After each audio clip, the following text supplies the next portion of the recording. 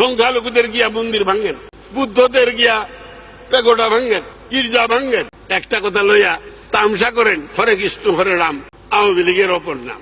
এইভাবে দেশ চলতে পারে না। আমরা এই কথা শোনার জন্য মাননীয় স্পিকার জনগণের ভোট নিয়ে এই পার্লামেন্টে আসি নাই। মহান জাতীয় সংসদে কথার জবাব দিতে হয় কথায়, যুক্তির জবাব পাল্টা যুক্তিতে, সেই সঙ্গে থাকতে হয় বিধিমালা জ্ঞান। স্বাধীনতার পর 1973 সাল থেকে মোট 13টি নির্বাচনের মধ্য দিয়ে দেশের মানুষ পেয়েছে বেশ কয়েকজন অগাধ জ্ঞানী ও দক্ষ পার্লামেন্টেরিয়ান, যাদের যুক্তিনির্ভর তর্কে সমৃদ্ধ হয়েছে দেশ। 55,000 টাকা যদি খেলাপি ঋণ হয়, তাহলে আলাপি ঋণ কত?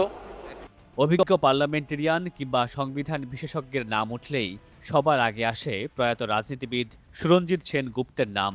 রাজনীতিবিদ হিসেবে সুরঞ্জিত সেনগুপ্ত মানুষের কাছে কতটা গ্রহণযোগ্য ছিলেন তার প্রমাণ ভোটেই পাওয়া গেছে বারবার। 1979 থেকে 2014 সালে কখনো তাকে বিমুখ করেনি সাধারণ মানুষ।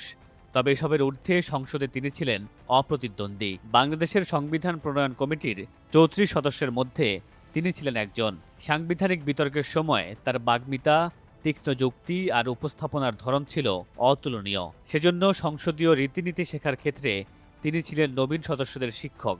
বাজেট অধিবেশনে ও পয়েন্ট অফ অর্ডারে কিভাবে বক্তৃতা দিতে হয়, সংসদে কিভাবে প্রশ্ন করতে হয় কিংবা কিভাবে স্পিকারের দৃষ্টি আকর্ষণ করতে হয় তা তিনি শেখাতেন। 1996 সালে আওয়ামী লীগ ক্ষমতায় আসার পর নবীন সংসদ সদস্যদের সংসদীয় রীতিনীতি শেখানোর জন্য তৎকালীন প্রধানমন্ত্রী শেখ হাসিনা সুরঞ্জিত সেনগুপ্তকে অনুরোধ করেছিলেন। এই সব কিছুর কারণেই নিজ দলের পাশাপাশি বিরোধী রাজনৈতিক দলও বারবার তার প্রজ্ঞা ও মেধার সম্মান জানাতে বাধ্য হয়েছে। আমি 30 মিনিটের মধ্যে শেষ করতে পারবো না। কিছু ধরে বলে তো লাভ নেই, আপনি আমাকে ডিস্টার্ব করবেন, ইন্টারাপ্টেড হব, আমি সেটা চাই না। ব্যারিস্টার মওদুদ আহমদ এক রহস্যময় রাজনৈতিক চরিত্রের নাম। বাংলাদেশের রাজনীতির ইতিহাসে তিনি বিভিন্ন সময়ে আলোচিত ও সমালোচিত হয়েছেন নানা বিতর্কিত ভূমিকার কারণে। জীবনের অধিকাংশ সময়ে তিনি ছিলেন ক্ষমতাসীনদের সঙ্গী। এসব কিছুর পরও দেশের আইন ও সংবিধান বিষয়ে তার অগাধ জ্ঞান সমীহ তৈরি করেছে সকল দলে। রাজনৈতিক ভাষ্যকারদের মতে সদালাপি ও ঠান্ডা মেজাজের অধিকারী এই রাজনীতিবিদ সংসদে সাবলীল ভাষায় প্রতিপক্ষকে পরাজিত করতেন। একদিকে আওয়ামী লীগের সুরঞ্জিত সেনগুপ্ত, অন্যদিকে বিএনপির মওদুদ আহমদ। দীর্ঘ সময় ধরে সংসদে পাল্টাপাল্টি বিতর্কে মেতেছিলেন তারা। এই দুই অভিজ্ঞ পার্লামেন্টেরিয়ানের প্রখর তর্কে সমৃদ্ধ হয়েছে দেশের জনগণ।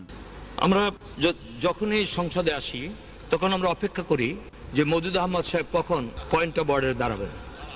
বলা হয়ে থাকে তোফায়েল আহমেদ যখন সংসদে পয়েন্ট অফ অর্ডারে দাঁড়াতেন তখন পিন পতন নীরবতা বিরাজ করত।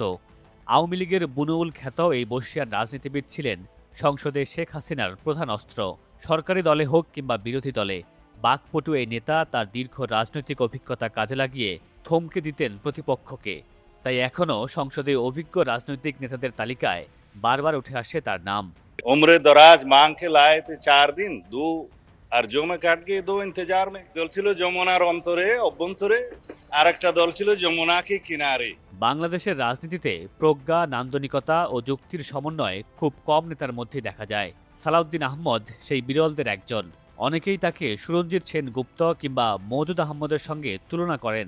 সংসদে বিরোধী দলের সদস্যদের একের পর এক ভুল ধরা, সংসদের রীতিনীতি শেখানো কিংবা জুলাই সনদ ও সংবিধান সংস্কার প্রশ্নে তার সাংবিধানিক যুক্তির সামনে যেন ছিন্ন ভিন্ন হয়ে যায় জামায়াত এনসিপি। তিনি কথা বলা শুরু করলেই হতাশা ভর করে বিরোধী শিবিরে। তাই অনেকেই তার নাম দিয়েছেন রাজনীতির প্রফেসর।